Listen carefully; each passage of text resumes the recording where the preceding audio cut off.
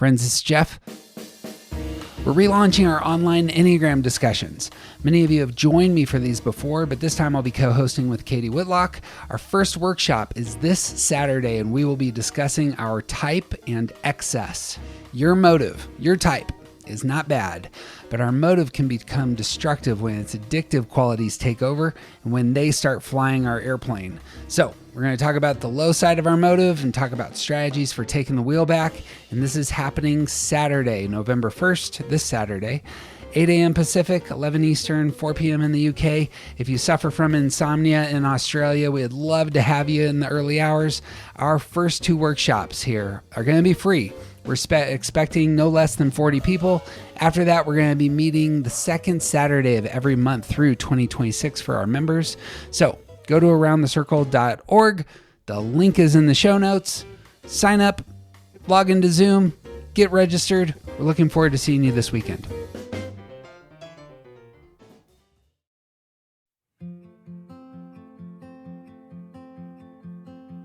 Welcome to Early Access. I'm Katie Whitlock.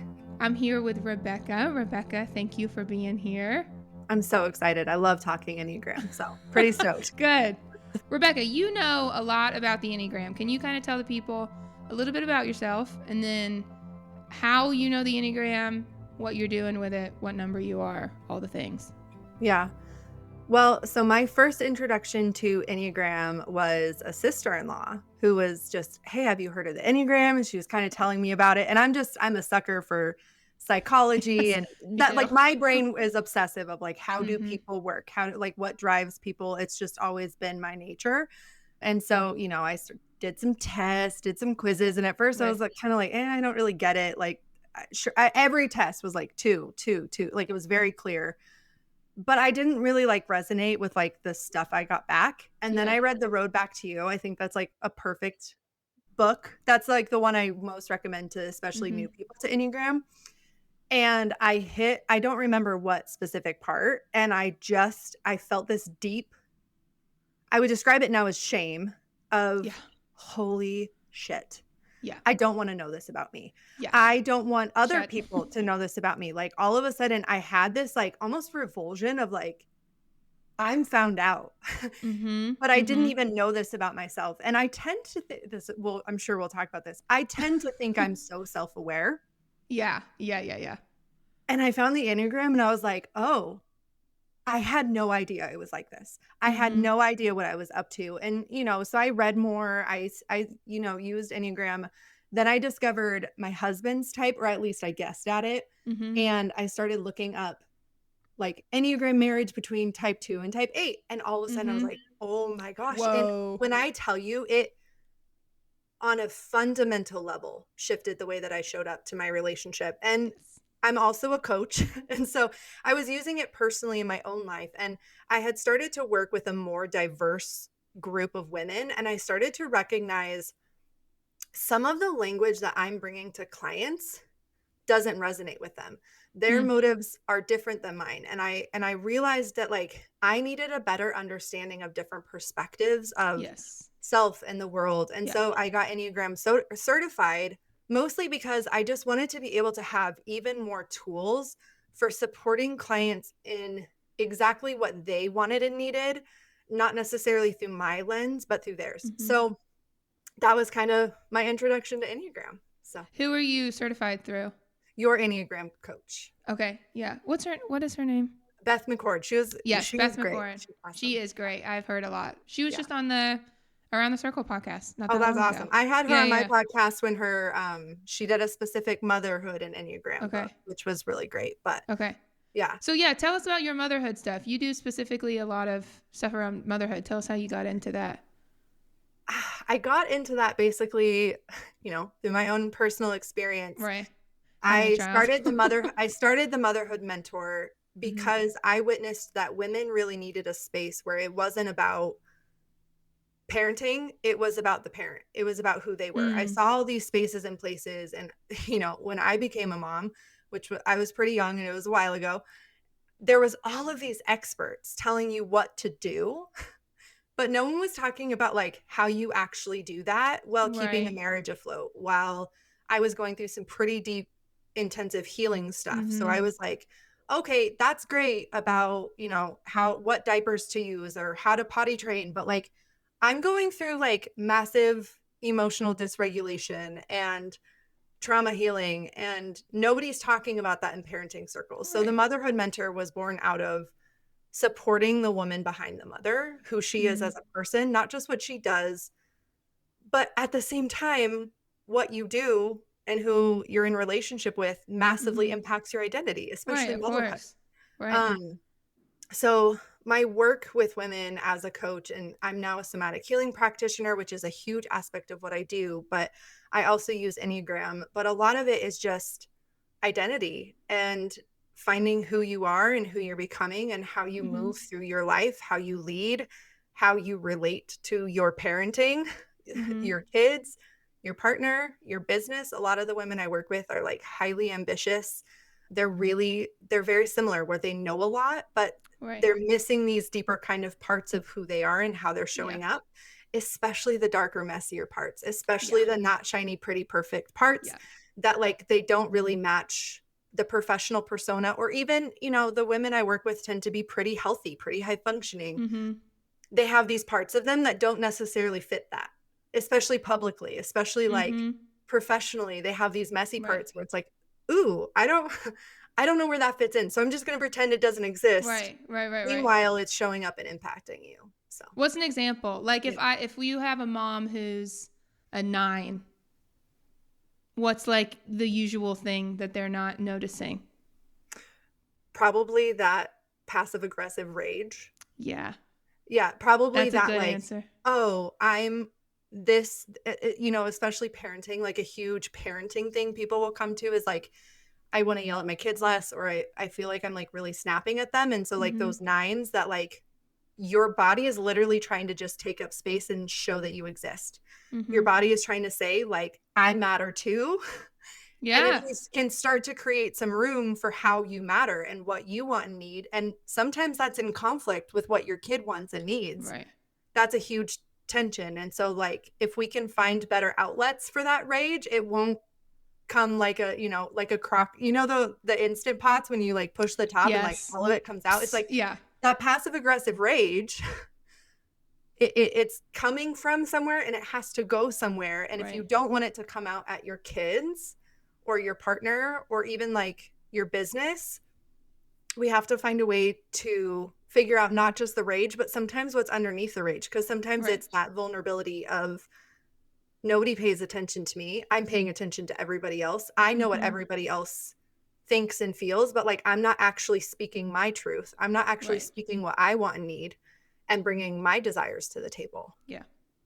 I have one story. So I've been asked to teach a parenting class at my church. I do a lot of Enneagram classes at my Cool. church, which is funny because I'm not a parent. I'm 26, never done anything with motherhood. Okay. So it is a little, not really imposter syndrome because I do know how to teach the Enneagram and that's what Yeah. it is. But I think people are, I just wanted to connect this to your, like, no one's talking about the parent. They're Yeah. just talking about like how you parent the kid. No one's talking about the actual parent. Yeah. And I think people are going to be surprised when they come to this class that like, oh, I'm talking about you today. You as a person. I'm not talking about your kids. Yeah. I was about to say that, like, as long as you walk in integrity, which you obviously are, you're teaching something that you know. Right. They're not just parents, they're people. Right. They're And people. Yeah. honestly, a lot of times they're so hyper fixated on their role as parent, and they need someone to come Mhm. back to like, who are you? Because Mhm. all parenting comes from the parent. Right. I mean, and that's the Right. case for everything. You want to look at your marriage, you want to look at your career, you want to look at how you interact with your family of origin. Mhm. You're the common denominator. So Right. if you address that, if you support and give you the person what you need, it will change the way you show up in those roles Right. through just the relating. Yeah. I'm excited. I think It's going to be great. the coordinator at the church was like, is it going to be, because so the next 8 Mondays in the morning, I'm going to teach parenting. And at night, I'm going to teach just a regular intro Enneagram class. She's like, is that a lot for you? You're going to have to prep 2 classes. And I was like, it's the same thing. Yeah. I'm basically going to be teaching the same thing at all of these things. Well, and I've had yourself. clients who aren't mothers, and I was like, motherhood is my Trojan horse. Really, if you think like, it's the human experience, and motherhood happens to be a specific season for a lot of people. Right. But it's about you as a human, and all of the tools that I use, like, they're not just for mothers. Right. Right. Okay. All right. I could ask you about that all day, but this podcast is about you. So Miss 2, I guess my first question for you, I just asked about 9s. Yes. What was your thing as a mother, because you're a 2, that you weren't wanting to look at? Oh, that's a rich one. How long do we have? Forever. I think especially early in motherhood. One, I was a very young mother. How old were you when you had your first kid? I was 1 week before I turned 21. Okay, so you were little. I was a baby. Yeah, you were a baby. Yeah. And I didn't think I was. I felt very mature. And I never felt immature. I never felt young back then. But now that I'm in my mid 30s, looking back, I was like, oh, I was young. And I don't. And I, as I'm saying that, I remember feeling very demeaned by a lot of people because I was so young. I felt like doctors treated me different. People kind of treated me like I didn't know what I was doing. I shouldn't trust myself. I made a lot of decisions that didn't make sense to people as a mom. I think the biggest things I struggled with was that high functioning codependency. So in some ways it helped me as a new mom because I was so enraptured with this baby. I was so obsessed with the idea of being a mom and being a wife. It was all I had ever wanted. Like, if people asked me what I wanted to be growing up, it was, I want to be a mom. And I got there and it was beautiful and I was obsessed with this baby, but I don't think I really knew myself before motherhood, but that became my soul identity, my soul purpose. You didn't have time to learn about yourself. And then she became a toddler. Right. And all of a sudden, I had these moments where I was really intentional about, I don't want to break her will. I want to teach her to know who she is. I want to teach her to know consent and boundaries, and I want to teach her autonomy. And all of a sudden, I was like, shit. I don't know this. Like, I don't know this. I don't have a healthy relationship to my sex life and my body. How am I supposed to teach her? Yeah. And I think it was this almost kind of rude awakening of me losing myself to motherhood has meant that she doesn't have a person. Like, I don't exist. Like, I don't exist outside of her.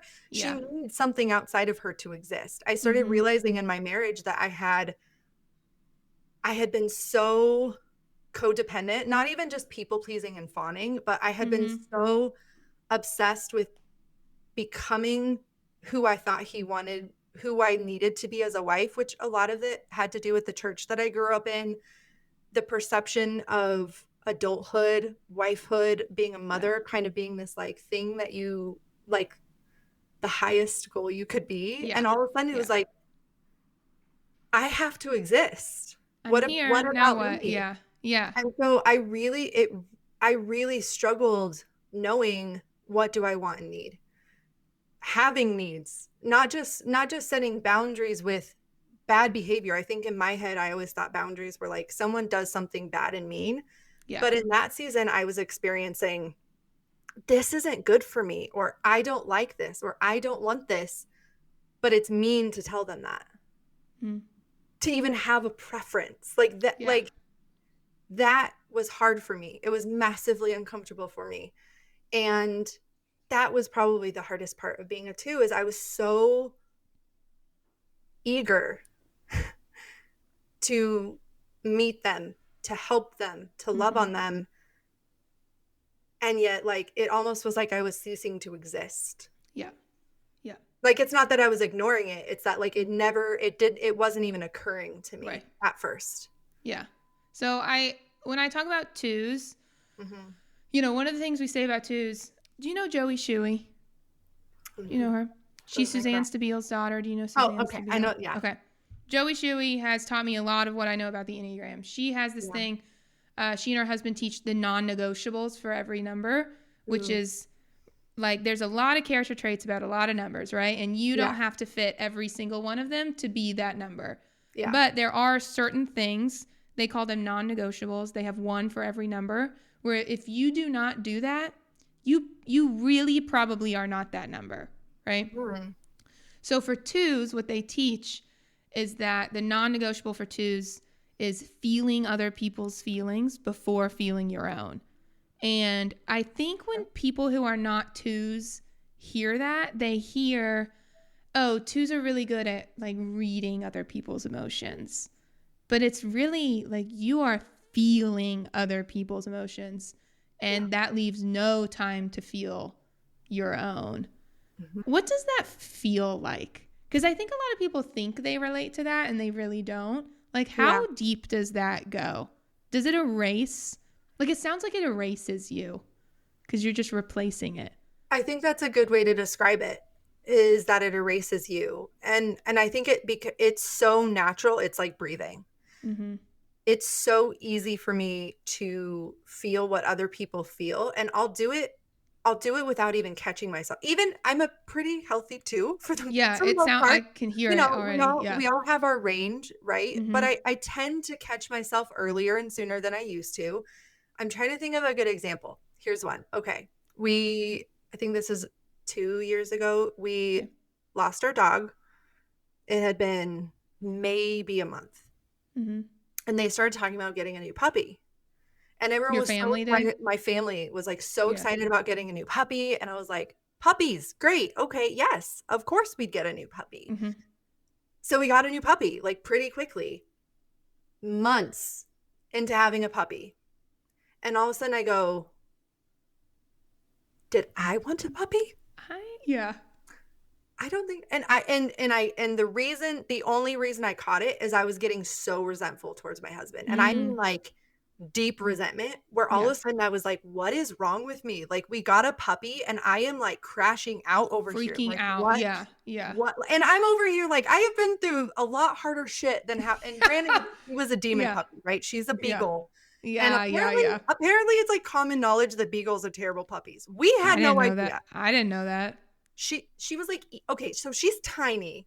She's tiny, and she would eat an entire sock. And then she's in pain, Where would so it she'd be like go? biting or attacking people. And granted, I loved this puppy, Oh my but gosh, like that would kill me. it was that resentment that had it all of a sudden clicked something in my brain, and I was like, oh shit, Something's happening. something's happening. And I was really, really angry at my husband, and I was like, what is going on? Yeah. And I like sat and did some reflection, and I got coaching, and I tapped into my Enneagram stuff. And I was like, I don't think I ever even slowed down to think if I wanted a puppy. And I think I convinced myself into wanting a puppy. Mm-hmm. And here's the hard thing. My family, it wasn't even their fault. Yeah. Yeah. And You were I the think one that agreed. a lot of twos, especially unhealthy or immature twos, we want to blame other people because we don't understand that they don't feel and anticipate our needs and what we want the way that we do with them. Mm-hmm. And I think that's the hard part, especially relationally. But for me, it does feel like it is so easy for me to empathize with other people, to support their emotions, to feel like their emotions matter, when I can pretty easily accidentally forget that I have preferences. Yeah. Forget that I have needs, like non-negotiable needs that those don't really matter. And I have to catch myself earlier because like I said, I still fall into this. I still jump into that. I always laugh. I volunteer as tribute. Yeah. Yeah. For sure. Like truly, Sure. like the Yes. Enneagram too, but it's like, it's not even, oh, I feel something and then I prioritize your Mm-hmm. emotion. It's, I feel your emotion so strongly and I start taking care of your emotions so quickly and so instinctually that I don't even have that connect, which is why I got into somatics, which we can go into, but we don't have to, of just like, there's this step in between me feeling your emotions and me bypassing my own. Mm-hmm. And talk more about that. So what helped me, so somatic healing, it's the connection between your mind and body. Mm-hmm. And for me, what helped is it taught me energetic and emotional boundaries. And what I mean by that is like, I quite literally, and this sounds so funny to say out loud, what is you and what is me? Yeah. where do I end and you begin? And this Mm-hmm. was very, very hard for me, especially in marriage, especially in motherhood, because it's not like these are people that I can have distance from. I don't want distance from them. Yeah. And yet I was Yeah. deeply enmeshed, deeply, deeply enmeshed. And so pulling apart the conflict and the tension between, sometimes I want something different than you. Mm-hmm. And that doesn't mean that yours is the priority. And that doesn't make Right. yours better than mine. And that seems so logical, but it was this felt thing where I really had to learn how to feel when my husband walks in a room, and he's an 8. So like if it would almost feel like his anger or his intensity, it felt like it was hitting me. And Like physically.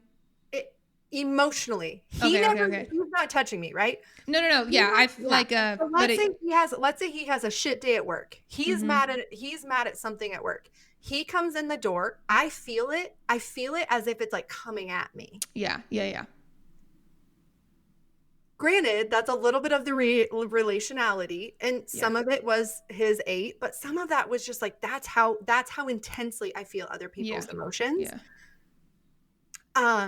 And I've met other 2s where like you can have an emotional shift, nothing happens visually, and they go, "Hey, what's up? What's wrong?" And it's like, when I'm with them, I'm like, "Oh my gosh, stop reading my emotions. Like, leave me alone." But that Yeah. is how it feels to be me. Yeah. I can feel a shift in their emotions, but what's Yeah. fascinating, I'm usually the last person to know when I'm emotional.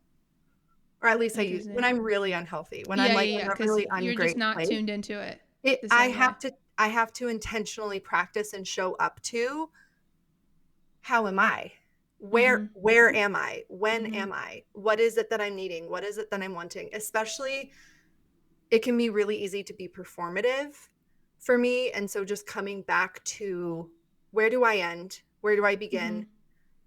Where do they end? Where do I begin? So that like it heals that enmeshment, that like Yeah. we exist separately. And that doesn't mean I can't be connected to you or empathetic or loving or Mhm. kind, but I'm no longer this. I was such a high functioning codependent where it looked like I was really good even when I wasn't. Yeah. I could be burning out and running on fumes, and it looked like sometimes I would be in more control. The worse I got, the better it looked. Mhm. And so coming into integrity, I think, is huge for 2s. Yeah. Like, because I think you're so often out of your own integrity and your own self-awareness because you're so hyper aware of everybody else. Yeah. And it's a gift, Yeah. but under It and is. overutilized, Yeah. it can be really hard. And I think if you don't have an intimate relationship with an Enneagram 2, Enneagram 2s seem so great. But Yeah. if you've ever had a mom or a Yeah. My sister mother's a or 2. someone close, if you have someone close Yeah. to you who has been an unhealthy 2, it is so hard because so much of the like, I don't want to use the word toxic, but like so much of the unhealth is so sneaky and Well, and it's they so work in submersive. shame. Yeah. Like they feel shame. So Mom, I'm not talking about you right now if you're listening to this. I know another 2, Yeah. and that's all I'm going to say. But at her work, she's in charge of a lot of people. And I know that when she gets unhealthy, she does not know she does this, but she uses shame as a way to corral people into into getting them to do what she wants them to do, right? Yeah, you So, truly do become manipulative. yes, you But do. you don't think you're manipulative. No, you don't. You think you're being the savior. Or Yes. what And you're you doing, think you're making people be yes. nice. That's Yes. what she would say, You right? always think you're good. You really do. Mhm. When you are unhealthy, you think you have the best of intentions. You're good. They're wrong. You know better than them. Yeah. And honestly, I think back to like me in early marriage, and I remember I really had villainized my husband. And I think back and I think, oh my gosh, like I would have been so hard, but it wouldn't have been this easy. Like that's where you're wrong. Versus like Yeah. when an 8 is unhealthy, it's very easy to be like, this is the thing you're doing. But the 2 is so it's very toxic positivity where Yeah, it's like it it is. seems so good, but it's manipulative and it's Yeah. shaming and Mhm. it's corrosive and it's It is. truly a codependency level, I think, especially when you're really unhealthy as a Yeah. 2. And I think I know she would be heartbroken if she knew how people are receiving all of that she's doing, because she thinks she's keeping people together, She'd be right? devastated. But I think She would be devastated. in my experience with myself, and then I've coached a lot of twos because I think they're drawn to me, right? Because that's the language I use. Mm-hmm. We are in such deep shame ourselves that we can't tolerate criticism. We could Right. we couldn't tolerate it. We couldn't own it. And I think that in and of itself becomes so dangerous, especially to our closest relationships, Mm-hmm. because they can't tell us how we're impacting them. They Yeah. can't tell us that it doesn't matter if your intent is positive. The way this feels to me is terrible. Mm-hmm. I don't like it, or this isn't working for me. And I think for so many people in relationships to those twos, yes, your heart breaks as a two when you start noticing this about yourself, but that shame is such a big piece for us because as long as you stay in shame yourself, you can't help other people in the way that you want to, because you will ultimately, when you're using that as your own tool for yourself, that's the tool you use for other people, whether you want to or not. Right. Realize it or not. Yeah. Right? So talk to me, what do you tell people shame is? Like, what's your Enneagram definition of like what 2s and 3s and 4s are feeling? How do you I say actually would go off Enneagram here. Okay. My favorite definition of shame comes from David Bedrick. He does really powerful work around unshaming, and he has a book that's really incredible. He was on my podcast. He talks about shame as it is a shaming witness. So it's not an emotion and experience of itself. It's something that comes in and witnesses it. And we have to be able to witness it as like it's something inside of us, but it's a separate part. If that makes sense. Yeah. I'm a parts work person, and so like I sometimes talk in this language and I'm like, does this make sense? If you're not, it does make sense. It does make sense. So something happens, and then there's a separate witness that comes in and is shaming you, and it's not validating your experience, but it's also not responding appropriately. And the way that I work with shame with clients is we have to find a response to the shame. So I'm trying to think of a good example. And I usually have really good examples and none are coming to mind. Okay, body shame. There's an easy one. Yep. I'm having a moment where I'm in body shame over my body. There's a part of me that's shaming, but I'm also I'm also receiving that shame. Yeah. Right? Like there's a voice in my head or an emotion that it's attacking and it's abusive. That word abusive is really important here because I think guilt tells us it's like this bad, icky feeling, but you can do something about it. Yeah. Shame is I made a mistake, or I did something wrong, or even I'm in this body and this thing is attacking me and saying I'm wrong and broken. And sometimes it's an intellectual thing. Yeah. For me, what's hard, years and years ago, shame was an intellectual thing, but I think the better I got at mindset work, the better I got at bullshitting myself. Interesting. Yep. I'm really, really good at not ever saying or even hearing the thought. I just feel the effect of it. So like I never look at my body now and go, wow, what a fat ass. Like how awful. Yes. I used to, but now I just have this like, ooh, I don't like it. I don't want But it's that shame. It's that like, I need to hide. I need to not exist. And I like crumple into myself. And the way that I combat that shame, there's two different ways. One, I talk back to it. If it is an abusive voice, it doesn't deserve an affirmation. If I'm struggling and I'm feeling a little bit of like minor insecurity or embarrassment about my body, that's one thing. If I have an abusive voice, like, would you ever let that voice talk to your friend? Right. No. Would you ever walk up to a woman in Target and say that to her? If a man looked at your friend and said, can she move out of the picture? She's gained 20 pounds. You would hand him his ass. Yes, you would. But you're accepting that shame for yourself. So you have to have, there's a boundary. There's a there's a protective witness that needs to come in Mm-hmm. and have the appropriate response to what you're experiencing, to what you're witnessing. And so that's one way I work with shame. And I think the second way I work with shame is that having a unshamed witness. So let's say I make a mistake in my business, or I have a perceived failure in my business. I launch something and it doesn't work and it doesn't go the way that I wanted it to. And I'm feeling this deep existential shame about it. And I have to look at, okay, if I witnessed my best friend or my client go through this, I might still hold them accountable. I might still talk to them about what they could do differently. Right. That would be guilt. That would be like, ooh, this is uncomfy, but Yeah. like, how are you creating this? Right. Shame comes in and says, you piece of shit, beats them up, makes them feel terrible, tells them not to do anything, tells them not to tell anyone. A huge part of shame is that disconnection.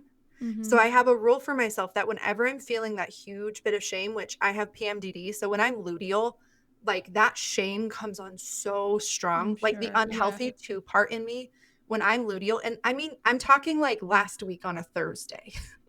I'm not talking about years ago. Right, I'm right, talking right, like right, right. I Yeah. have all of the tools of health, but when I'm luteal, I Mm-hmm. go to that place. And my husband came home and I was like, tears were streaming down my face. And I just said, I feel crazy. Yeah. And he just gave me a big hug. And I texted my friend and I said, I feel like a bridge troll. Mm-hmm. But instead of letting that shame come in and say, you feel like a bridge troll and now you're a piece of shit, it was like, okay, you feel like a bridge troll. Yeah. You don't feel Okay. good. You're Yeah. this is human. This is a Mm-hmm. human experience. And I think shame is so detrimental to everyone. I think everyone experiences shame. But again, like those types, it's such a driving emotion. But I also think like it's a little bit more complicated than just an emotion. Because I think some people are like, well, you just affirm it away or positive affirmation. Right. And it's like it's deeper than that. I think a lot Yeah. of times it's more rooted into our core of connection of it paralyzes us and freezes us. And so yeah. It does. So I'm going to give you, when I'm teaching Enneagram, what I talk about when I talk about shame, Yeah. just in like intro stuff, right? To like help people figure out what number they are. Mhm.